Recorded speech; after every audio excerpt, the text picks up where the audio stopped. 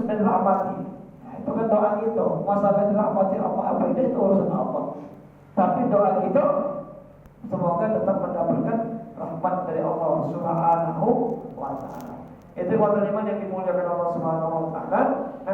Lagi saya bilang tadi ya, apapun jika membaca tahlil ya, apakah itu baca tasbih, sholawat dan sebagainya, itu bagian daripada ya baca Quran, baca tasbih sebelum kita berdoa kepada Allah Subhanahu wa taala. Walaupun saya tidak memungkiri ada juga sebagian umat Islam yang tidak mau, ya silakan. Itu pilihan masing-masing. Ya, yang nak ngawin kenyo silakan, yang tidak juga silakan. Yang tidak boleh itu mewajibkan. Ya kan? Ada datang baik ngobrol dari awal sampai akhir, ada datang di mana pertama datang, aja baru Yasin tidak, tahlil tidak, ceramah tidak, ngobrol baik. Ngopi, ngobrol, ada lanjut lah. Tidak masalah. Ya kan? Ada begitu, ada. Ya.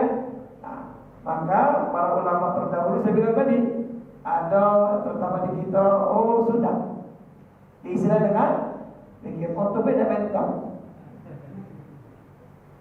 Ya, untuk beda bentuk ya. Cuma ada tuh kalau mau aja tuh ada bentuk. Nunggu malam-malam tuh hati ya. Hati ya bentuk ya. Belum ketemu ya? Belum ya? Jangan deh. Ya bukan salah apa ya kan? Ya siapa tahu kan sambil malam kan sudah sebelum dikubur kan, lagi masih kan? Sambil malam pasang tenda, ngopi, mentang apa? Meja sudah bentuk itu. Ya.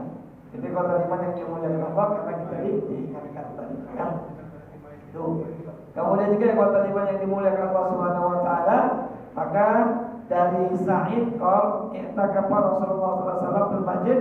Rasul i'tikaf di masjid, fasami'uhum yajahiru bil qira'ah. Lalu kami mendengar beliau menguatkan bacaannya. Ya. Kemudian fakasyafa sidra. Ya. Jadi ada saat ya, kemudian Rasul i'tikaf di masjid. Kemudian ketika malam, artinya i'tikaf malam, ada sahabat yang berdoa, baca kuatnya, baca di kuatnya, ya. Kemudian waqal ala inna kullukum munafiqun. Kamu itu minta kepada Tuhan, pada yudian ba'dum ba'dum ya. Jangan menyakiti yang lain. Ya, wala yarfa ba'dukum ala ba'din fil qira'ah. Jangan mengangkat suara. Nah, ini konteksnya lain. Bayangkan, lagi i'tikaf. Malam-malam kira-kira Pak, kalau yang lain baca kuat-kuat terganggu tak? Terganggu tak? Ada yang tidur kan? Itu kata Rasul, tak usah kuat-kuat. Kalau kamu kuat nyakitkan saudaramu. Tuh, ya, kalimatnya. Nih. Allah fi sholat, termasuk kalau kamu sedang sholat jangan kuat-kuat. Kenapa? Kalau kamu kuat-kuat tegang kawan sebelah menyakitkan saudaramu. Itu kan? Nah, makanya kalau umpamanya contoh waktu sholat Jumat Rasul Allahumma fir Quran, ya kan? Memang ada hadisnya, jangan mengangkat suaramu yang kadang-kadang digunakan oleh saudara kita yang tidak dalam doa sama-sama. Itu hadisnya benar, tapi konteksnya malam hari i'tikaf yang orang sedang dewek-dewek datang kamu baca kuat-kuat sama sedang i'tikaf baca Quran, yang lain tidur, oji dia baca Quran, yang lain terganggu, jangan kata Rasul. Ya kan? Nah, orang sedang i'tikaf, ya ada yang berzikir, oji dia baca kuat, ya kan terganggu. Makanya dia sholat. Kenapa sholat itu sebab berjamaah kita dengan kita daerah tidak tegak oleh orang lain? Kalau umum yang baca kuat terganggu tak dia? Ya kan? Walaupun ada tidak, contoh bapak sholat di samping kita suaranya kuat, Bismillahirrahmanirrahim, Alhamdulillahirrahmanirrahim, terganggu tak? Itu kena larang itu, bukan bagus. Kata Rasul, kamu menyakiti saudara. Itu kan? Nah itu ya, bukan bagus kalau dibaca kuat-kuat tadi. Kenapa? Karena kita sedang sama-sama, ya kan? Saya yakin kalau tidak kuat itu terbantal dia. Allah. Bismillahirrahmanirrahim. Alhamdulillahirabbil alamin. Jadi tadi kan kau apa ini? Ya kan? Ya kan? Begitu kan? Bagus. Nah, itu ngaku. Ini hadis. Ya. Kalau ada orang boleh tak Ustaz kami suara bersama-sama suara kami kuat kecuali imam. Nah, cukup dia dewe. Kenapa? Itu dalil yang dipakai tadi ya dalam dalam riwayat Imam Abi Dawud daripada Abi Sa'id. Itu ya. Ada pertanyaan di sini? Silakan. Ya. Waalaikumsalam warahmatullahi wabarakatuh. Ya.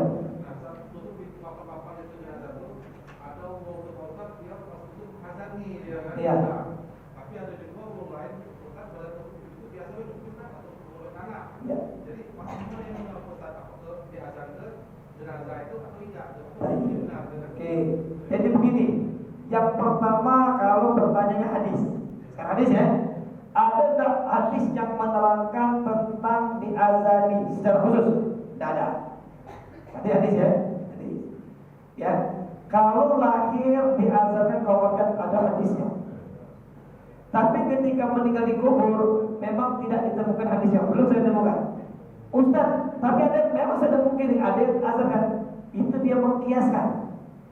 Kiaskan apa? Ya tadi waktu baru lahir diazankan, waktu meninggal juga diazankan, itu dipakai. Jadi kalau saya, contoh kalau saya waktu bapak meninggal dunia saya tidak azankan, itu kan? Tapi yang mengazankan silakan. Ini bagian dari ya dari yang kias tadi. Tapi lagi-lagi bukan kewajiban. Nah maka saya bilang nanti dalam masalah ibadah ini ada adat, ada syariat. Bedakan antara adat dengan syariat. Ya, contoh waktu ngapani jenazah itu kan cukup dengan kain yang pacak nutup, baju kah, selendang kah, itu udah ganti.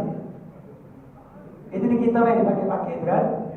Sekarang Ustaz kalau ada bungkus pakai itu boleh? Ya boleh. Makanya kalau di Arab itu simpel, bungkus tek selesai. Bapak saya kan tek tidak soleh. Ya kan? Itu. Kemudian yang berikutnya kekuatan iman yang dimuliakan Allah Subhanahu wa taala, ya. Contoh, kemudian ada adat dengan syariat. Saya tidak tahu.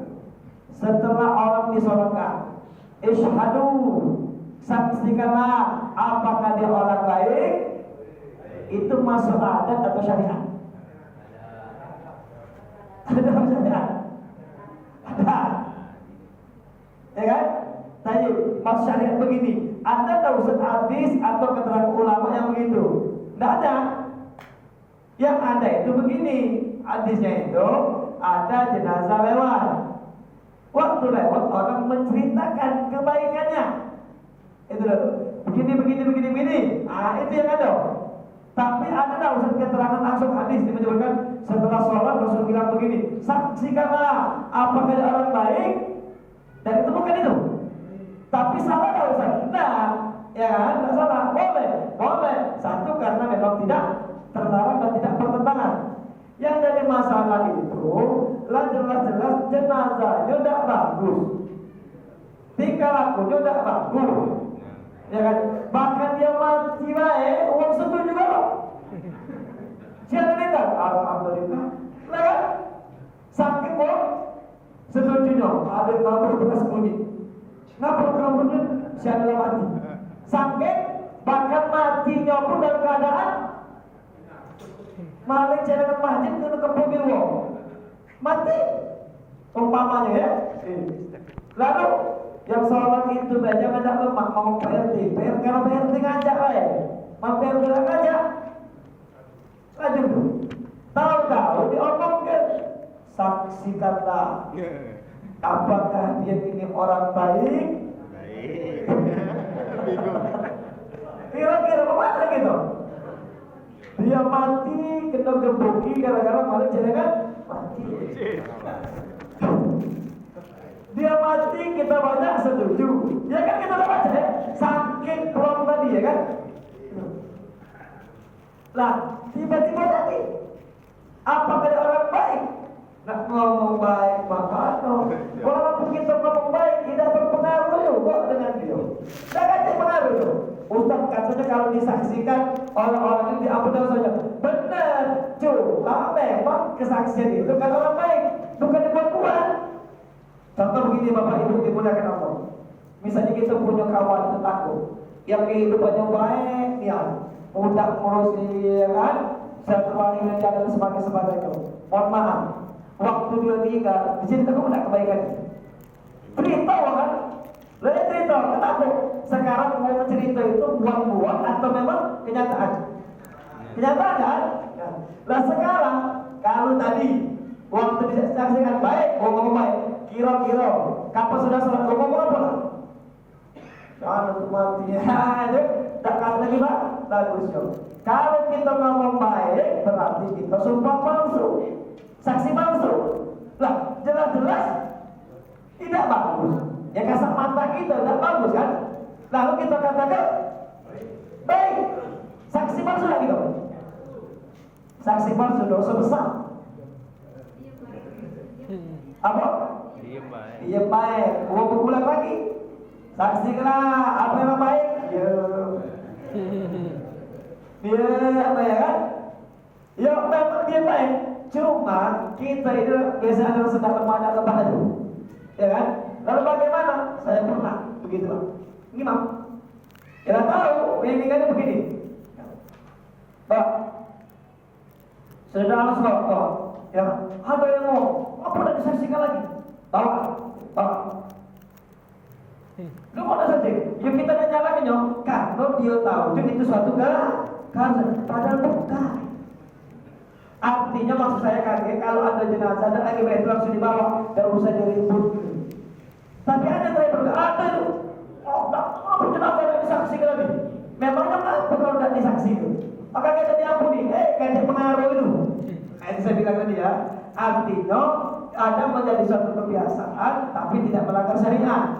Bagus, boleh silakan. Kalau memang dia bagus, atau kita tidak tahu. Tapi kalau dia yang tidak bagus, selesai. Ini ya. Kedua, contoh lagi. Kan setelah biasanya, kalau memang ada sambutan, itu ada dalam syariat. Ada sambutan loh. Sudah meninggal dunia, itu kan bukan syariat. Artinya ada. Artinya kalau udah ganti sambutan, tidak apa-apa. Ya, yang syariat itu sholatnya cak mana sholat itu syariat namanya. Ya, contoh, umpamanya jenazahnya di sini, makmumnya di sini, artinya jenazah di belakang makmum tidak bisa. Itu syariat. Ya.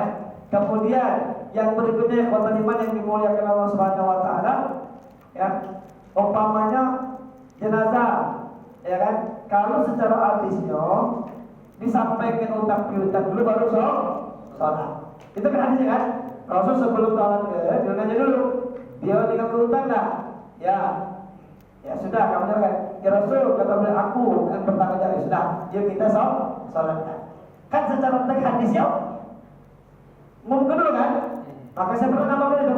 Para bapak ibu dimuliakan Allah, sebelum jenazah disolatkan, saya menyampaikan pesan ahli waris bahwa jika ini ada utang piutang, ahli waris saya yang menyelesaikannya. Yuk kita sholat. Allahu Akbar. Mungkin agak aneh kan? Apa begitu ya? Memang seharusnya begitulah syariatnya. Cuma ketika kita menyampaikan di tengah-tengah yang belum biasa, apa? Ya kan? Maka saya bilang, ketika syariat sudah jadi kebiasaan itu aman. Tapi ketika kebiasaan sudah menjadi syariat itu yang agak hati-hati. Kalau dia tidak bertentangan aman. Tapi kalau bertentangan, orang mau nikah, ada yang nikah, akhirnya belum, ada yang pelanggan. Itu ada dalam syariat. Ada. Artinya kalau tidak dikawinkan, tidak apa-apa. Cuma kan balak. Ya, Tak maksud saya begitu. Artinya kadang kalau orang memaksakan seolah-olah itu syariat gitu loh. Padahal bukan syariat. Ya kan dia kata ditolakkan, kan tidak masalah. Memang ada kata kan.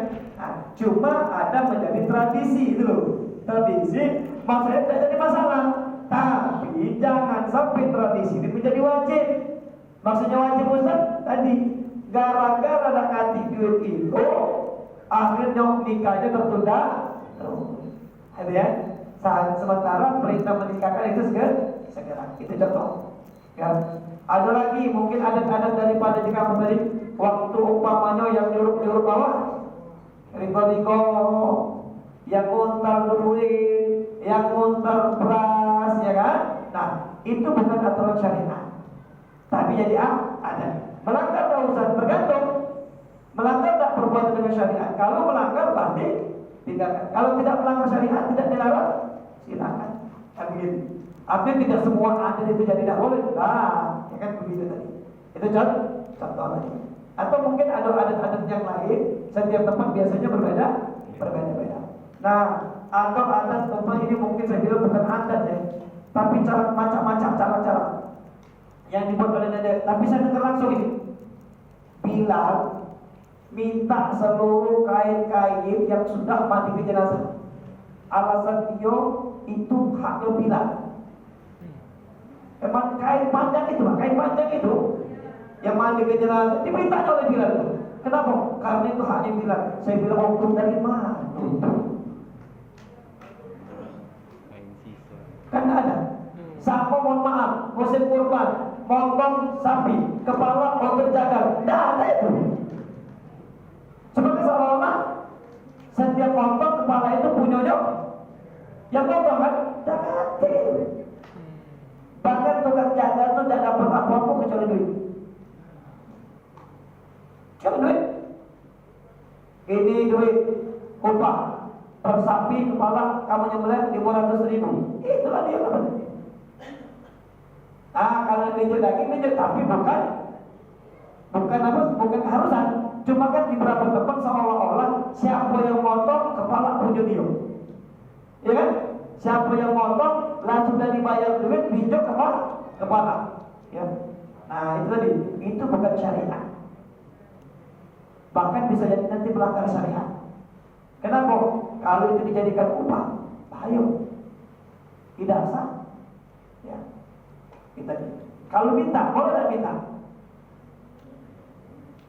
Ya, maka saya kemarin bikin ada tulisan saya kirim ya, biar panitia kurban tidak salah langkah. Karena saya ditanya, maka saya buat tulisan itu. Ya, mohon maaf, karena kita musim kurban ada lagi begini. Saya tidak tahu. Di sini ada tak biasanya kalau nak minta kaki, nak minta ini ada tak? Minta ke panitia? Ada kan? Ya, tayyib. Maka biar halal. Ya, biar halal. Ini nanti saya kirim ke beliau faedahnya. Ya, saya tulis di sini. Ya, at-tasarruf 'alal malik wa menawwar segala bentuk tindak atas harta milik orang lain tergantung pada izinnya. Oke, sekarang waktu orang kurban, sapi itu punya panitia atau bukan? Bukan. Logikanya begini, Pak, tolong potong ke sapianku. Ini duit sudah potong kenapa? Ini pisau. Seharusnya begitu kan? Oke. Artinya panitia tidak berhak ngejuk uang kaki, ngejuk uang kepala. Pak minta kepala, bukan punyaku.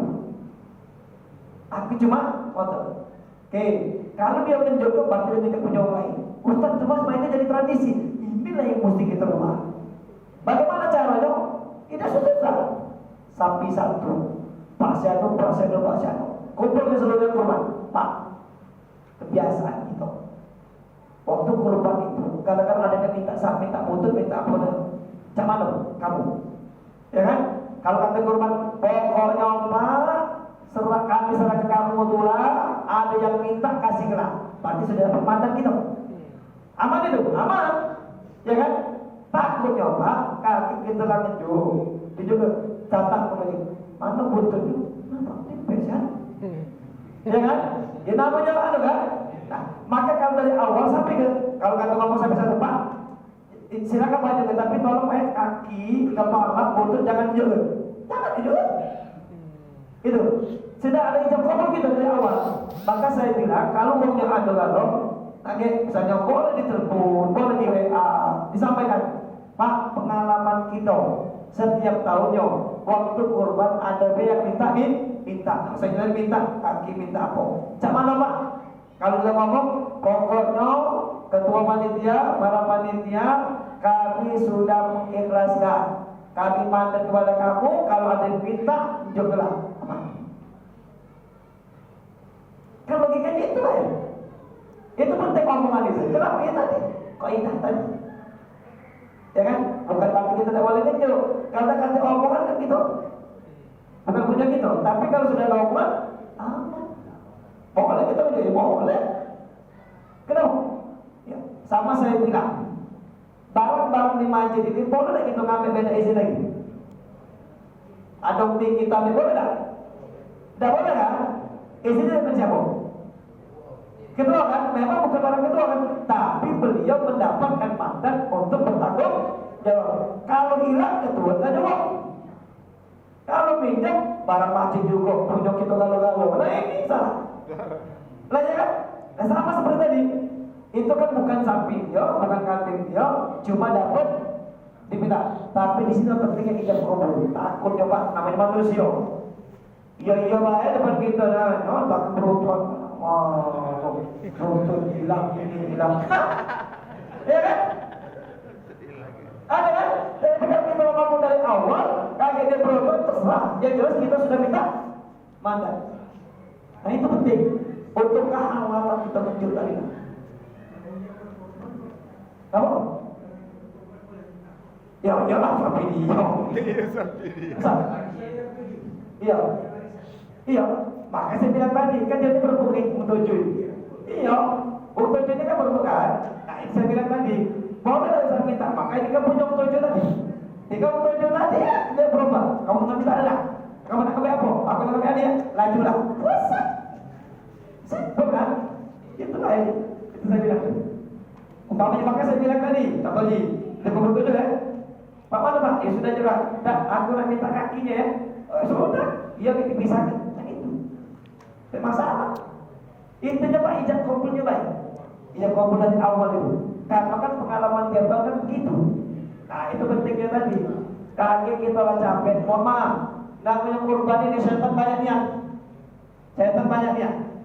Panitia oknum ya. Saya bilang bukan panitia oknum. Ada niat. Nah, nyuruh anaknya. Wah, ya kan? Oknum itu. Bukan panitia loh. Oknum, jangan dikatakan panitia. Karena tidak seluruh kan. Kemudian memang kadang-kadang ya, saya bilang tadi namanya godaan tadi, lah capek begawe, kita tidak panitia. Panitia kalau sama banyak habis.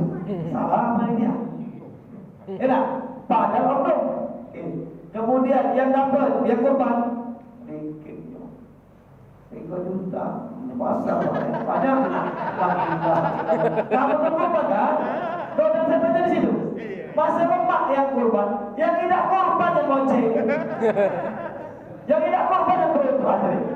Newang kita, korban lah kita, pinjam, lonceng pulau. Tapi mau tidak di mana pasti ada, pasti kenapa? Karena godaan. Syaitan itu godaan itu, pasti itu. Ya, sama ada urusan masalah apa? Ya walaupun saya bilang namanya manusia ya oknum. Dan saya tidak menyalahkan karena saya pernah nyewa langsung.